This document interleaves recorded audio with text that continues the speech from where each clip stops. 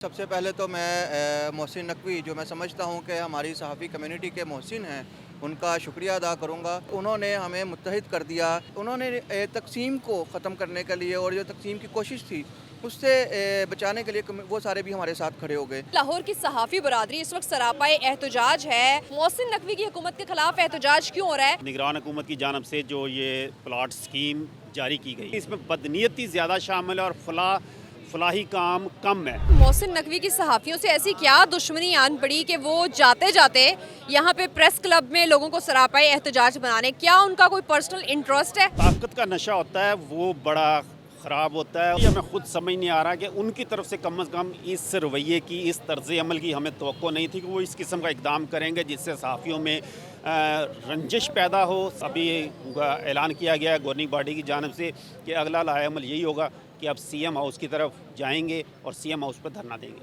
अस्सलाम वालेकुम जी, neo digital के साथ मैं हूँ रूबा अरूज। नाज़रीन, लाहौर की सहाफ़ी बरादरी इस वक्त सरापाए एहतजाज है हुकूमत के खिलाफ। मोहसिन नकवी की हुकूमत के खिलाफ एहतजाज क्यों हो रहा है कि पहली मरतबा लाहौर प्रेस क्लब पर स्याह झंडे लहरा दिए गए। इस वक्त secretary Lahore press club Zahid Abid हमारे साथ मौजूद हैं। मज़ीद डिटेल्स इन्हीं से जान लेते हैं। अस्सलाम वालेकुम। वालेकुम सलाम।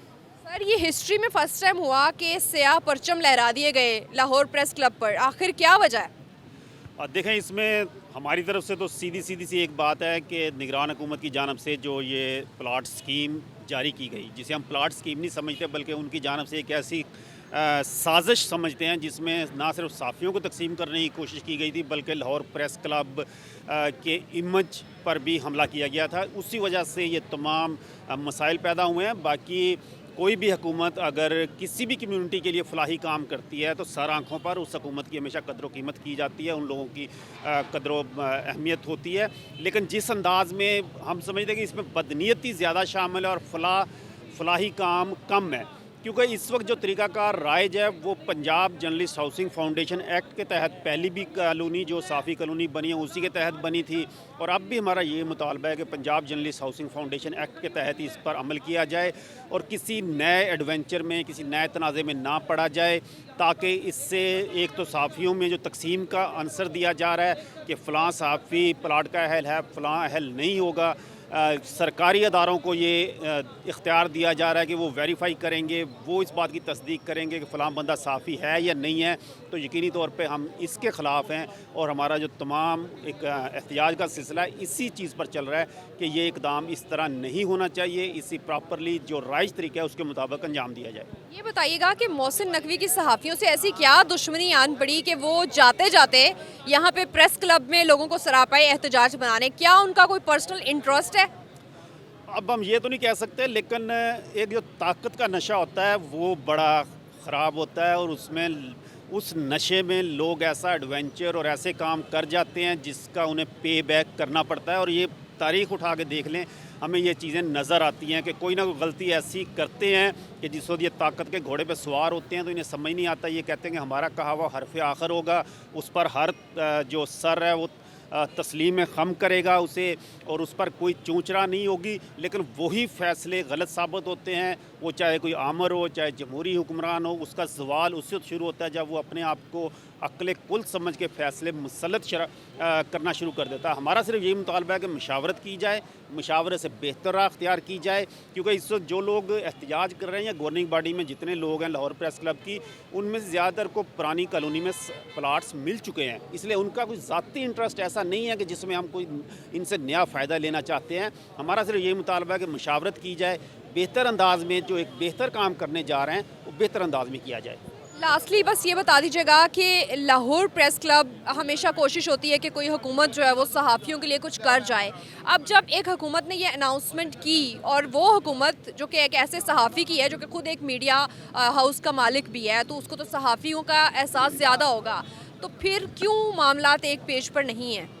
बिल्कुल, ये हमें खुद हैरानी है और ये हमें खुद समझ नहीं आ रहा कि उनकी तरफ से कम इस रवैये की, इस तर्ज़ अमल की हमें तवक्को नहीं थी कि वो इस किस्म का इकदाम करेंगे जिससे सहाफ़ियों में रंजिश पैदा हो, सहाफ़ियों में कोई तकसीम का अंसर पैदा हो, लाहौर प्रेस क्लब को चैलेंज किया जाए। हम समझते हैं कि मोहसिन नकवी को तो ऐसा किरदार अदा करना चाहिए था कि जिससे हमें एहसास होता है कि हमारा कोई बड़ा भाई, हमारा कोई बड़े इस वक्त हुकूमत में है और हमारे सर पे उनका हाथ है। लेकिन उन्होंने इसके बरक्स काम किया और ऐसा काम किया जिससे लोगों में तशवीश है। और आप लोग भी यहाँ पर कवरेज करते हैं, ये जितने 6 दिन या 7 दिन से एहतजाज हो रहा है, इतना भरपूर एहतजाज बहुत कम लाहौर प्रेस क्लब के प्लेटफार्म से होता है। तो इससे अंदाज़ा किया जा सकता है कि एक ऐसा सहाफ़ी, एक ऐसे अखबार के मालिक, मीडिया हाउस के मालिक के ख़िलाफ़ लोग इस वक्त सड़कों पर भी एहतजाज कर रहे हैं, लाहौर प्रेस क्लब में भी एहतजाज कर रहे हैं, सिर्फ उनके इस इक़दाम की वजह से कि उससे बदनीयती की बू आती है। अच्छा, इस एहतजाज से कोई फ़र्क तो पड़ नहीं रहा, तो अगला लाए अमल क्या है?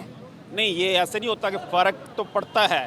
वो कहते हैं कि फ़र्क तो पड़ता है और फ़र्क पड़ा है, क्योंकि वज़ीर आला ने ऐलान किया था कि 22 को इश्तिहार आ जाएगा, 28 को हम फाइनल फार्म वसूल कर लेंगे और उसके बाद मैं बटन दबाऊंगा और प्लाटों की अलाटमेंट हो जाएगी।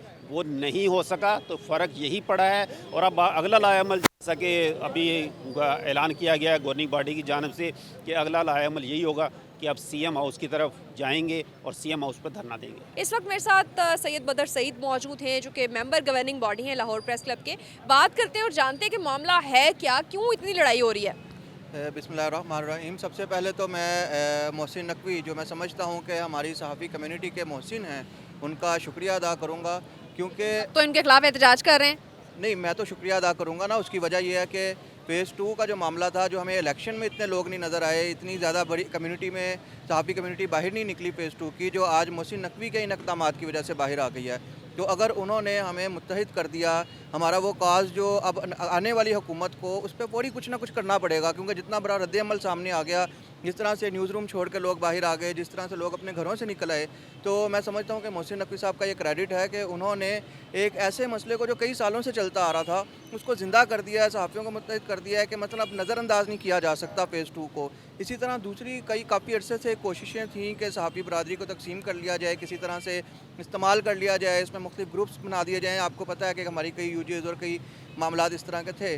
तो इस इशू के ऊपर सारे इकट्ठे हो गए और जितनी बड़ी तादाद में लोग बाहर निकल आए हैं सहाफ़ी, तो मुझे लगता है कि मोहसिन नकवी का इस पर भी हमें शुक्रिया अदा करना चाहिए। उस पर कम्युनिटी का भी शुक्रिया अदा मैं करूँगा कि प्रेस क्लब को, सहाफ़ियों की इज़्ज़त को, वक़ार को, जिस तरह से सीनियर और जूनियर सारे सामने आ गए। मसलन इसमें फ़ेज़ 2 का या जो मामला था, उसमें हमारे सीनियर नज़र आ रहे हैं जिनका कोई फ़ेज़ 2 से ताल्लुक़ नहीं है, लेकिन उन्होंने तक़सीम को ख़त्म करने के लिए और जो तक़सीम की कोशिश थी उससे बचाने के लिए वो सारे भी हमारे साथ खड़े हो गए।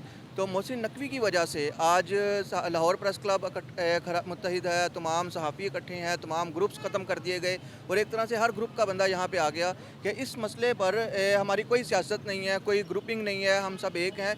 और हमारे न्यूज़ रूम में हमारे उस्ताज़ा मौजूद हैं, हमारे सीनियर्स हैं, उनकी इज़्ज़त पे कोई कंप्रोमाइज़ नहीं किया जाएगा। और जो कवानीन है, पाकिस्तान का आइन है, एक्ट है, कानून है, उसकी खिलाफ वर्जी आप कर रहे हैं, तो आप तो वज़ीर आला पंजाब हैं और चाहे निगरान है, लेकिन आपका फ़र्ज़ है कि आइनी तौर पर आपने आइन को देखते हुए इंतजामात करने थे। सहाफ़ी वज़ीर आला सहाफ़ियों का दुश्मन क्यों बन गया? असल अंदर की वजह क्या है? कोई लड़ाई की असल वजह क्या है? कोई अपना इंटरेस्ट है?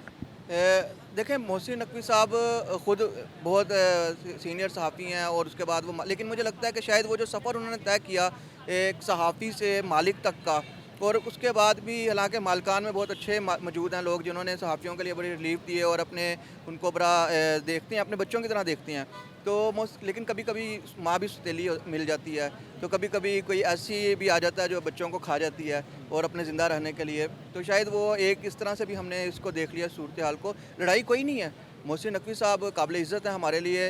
अगर वो हमारी कम्युनिटी के लिए कोई ऐसा काम ना करें जिससे डिवीज़न हो, जिससे कानून तोड़ा जाए। देखें, पाकिस्तान का आइन है, पंजाब का एक्ट है, और अगर कानून की खिलाफ वर्जी कोई भी करे, वो आप हों, मैं हूँ, तो हमें भी सज़ा मिलनी चाहिए। तो अगर मोहसिन नकवी साहब तो उस जगह पे हैं जहाँ पे उन्होंने इस पर अमल करवाना था, तो अगर वही कानून तोड़ेंगे तो हम किसके पास जाएंगे? आखिरी 18 दिन में सहाफ़ियों को प्लॉट अनाउंस करके और ख़ास लोगों को सिर्फ किसी को नवाजना चाह रहे थे, वो क्या मसला था? मुझे लगता है कि दो चीज़ें थी। एक तो ये कि अगर ये हो जाता तो शायद मखसूस थे, क्योंकि इतनी दिनों में ना स्क्रूटनी हो सकती है, ना लिस्टें फाइनल हो सकती हैं, और फिर जो सबसे बड़ा इदारा है लाहौर प्रेस क्लब, जिसके पास तमाम लिस्ट और तमाम रिकॉर्ड है, उसको माइनस करने के बाद आपने अगर स्क्रूटनी करनी है तो आप किस क्राइटेरिया पे करेंगे? मुझे ये लगता है कि वो करना नहीं चाह रहे थे, वो सिर्फ एक क्रेडिट लेना चाह रहे थे कि मैं ये तो करना चाह रहा था, लेकिन क्योंकि सहाफ़ी खुद ही उसके ख़िलाफ़ आ गए तो इसलिए मैंने नहीं किया। क्योंकि देखें, मैं आपको कहूँ कि यहाँ से आपने अमेरिका जाना है और सवारी जो है वो गधा गाड़ी है, तो आपको भी पता है कि मैं तो कहूँगा मैंने तो भेज दिया था, मैंने तो कहा था आप चली जाएँ, आप खुद ही नहीं गई, तो ये उस किस्म का मामला है। बहुत शुक्रिया। Thank you so much.